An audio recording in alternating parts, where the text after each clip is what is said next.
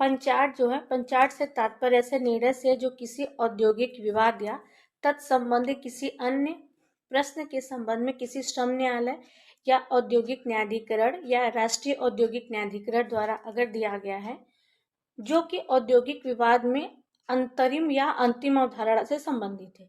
इसमें धारा 10 क के अधीन दिया गया पंच निर्णय भी सम्मिलित है। अब यहाँ पंचाट जो अपना जजमेंट देती है, पंचाट जो निर्णय देती है, वो निर्णय बहुत ज्यादा बाध्यकारी नहीं है।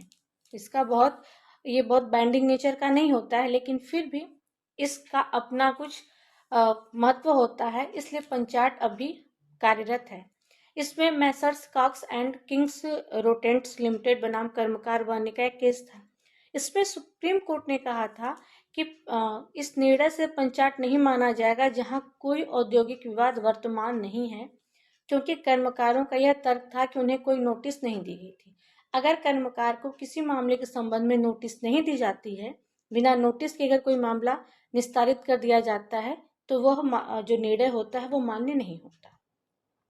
सुप्रीम कोर्ट ने यह भी निर्धारित किया कि 2B और धारा 10 की जो उपधारा 1 और 4 है, उसको सम्मिलित रूप से एक साथ पढ़ने पे यह भी स्पष्ट होता है कि इस परिभाषा के जो द्वितीय भाग है, मतलब जो इसका सेकेंड पैरा है, वो पंचाट के दो अलग अलग अर्थ बताते हैं। एक तो कहता है कि औद्योगिक विवाद से संबंधित किसी प्रश्न का श्रम न्यायालय द्वारा निर्णय होना चाहिए।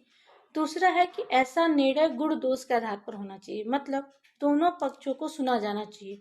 मेरिट के आधार पर जब तक जजमेंट या डिसीजन नहीं होता है, तब तक वो मान्य नहीं होता है। बिना किसी एक पक्ष को सुने आप अगर उसमें जजमेंट दिया जाता है तो वो बाध्यकारी नहीं होगा, क्योंकि वहां पे प्राकृतिक न्याय का जो सिद्धांत है उसका प्रयोग नहीं किया गया। प्राकृतिक न्याय के विरुद्ध कोई कार्य किया जाता है तो वो वैध नहीं होगा। किसी भी निर्णय को पंचाट कहे जाने के लिए ये आवश्यक है कि निर्णायन किसी औद्योगिक विवाद से संबंधित किसी भी ऐसे प्रश्न या बात या उससे प्रासंगिक बात का निर्णय होना चाहिए जो कि संदर्भ के आदेश में विनिर्दिष्ट हो और ऐसे न्याय निर्णय गुण दोष पर आधारित हो। ठीक, अब इसमें पंचाट का जो प्रारूप है, फॉर्म ऑफ अवार्ड, ये क्या होता है? जब कोई भी औद्योगिक विवाद समझौते के निमित्त या न्याय निर्णय के लिए उपयुक्त सरकार द्वारा अधिनियम के अंतर्गत समझौता बोर्ड या न्यायालय या श्रम न्यायालय या अधिकरण या राष्ट्रीय अधिकरण उनके समक्ष अगर प्रस्तुत किया जाता है, तब उपयुक्त अधिकारी द्वारा पंचाट समझौता कराने का प्रयास करना या पंचाट देना आवश्यक होता है। और यदि समझौता अधिकारी या बोर्ड समझौता कराने में विफल रहता है, तब भी संबंध में अपनी रिपोर्ट उसे उपयुक्त सरकार को देनी आवश्यक होती है। पंचाट का प्रारूप क्या होना चाहिए, इस संदर्भ में भी औद्योगिक विवाद अधिनियम की जो धारा 16 है उसमें इसके कुछ उपबंध बताए गए हैं। अब धारा 16 में क्या क्या चीजें रखी गई हैं, इनको भी थोड़ा सा देख लेते हैं। पहली चीज तो ये कहता है कि बोर्ड या न्यायालय का प्रतिवेदन लिखित रूप में होना चाहिए। जो यहाँ पे बोर्ड या न्यायालय ने अपना प्रतिवेदन या रिपोर्ट दिया है, वो क्या है, रिटेन होना चाहिए। ओरल अगर दिया गया है तो वो माना नहीं जाएगा। बोर्ड या न्यायालय के सदस्यों द्वारा उसको हस्तांतरित भी होना चाहिए।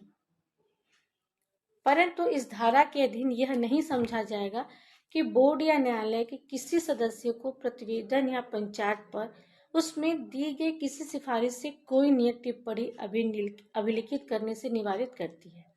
मतलब यहाँ पे क्या है कि जो भी बोर्ड है या न्यायालय है जिनके द्वारा भी रिपोर्ट प्रस्तुत किया गया है, वो रिटेन में होना चाहिए और सिग्नेचर होना चाहिए। ठीक है। सेकेंड कहता है कि श्रम न्यायालय या न्यायाधिकरण या राष्ट्रीय न्यायाधिकरण का जो पंचाट है वो लेखनबद्ध होगा। मतलब जो पंचाट ने अपनी बात कही या निर्णय दिया वो भी रिटन फॉर्म में होगा और उसके पीठासीन अधिकारी द्वारा, जो प्रिसाइडिंग ऑफिसर है, उसके द्वारा भी क्या होगा, उस पर सिग्नेचर किया जाना होना जरूरी है। ये तो हो गया धारा 16 की बात, जो ये कहता है कि पंचाट का प्रारूप क्या होगा, मतलब पंचाट में किन किन चीज़ों को रखा जाएगा। ठीक, जो सारी रिपोर्ट्स है वो रिटेन होगी। जो जजमेंट दिया गया है ट्रिब्यूनल द्वारा या लेबर कोर्ट द्वारा वो रिटेन में होगा और साथ ही साथ प्रिसाइडिंग ऑफिसर के उस पर सिग्नेचर भी होंगे। अब इसके बाद मजदूरी से संबंधित विवाद का पंचाट, इसको देखते हैं।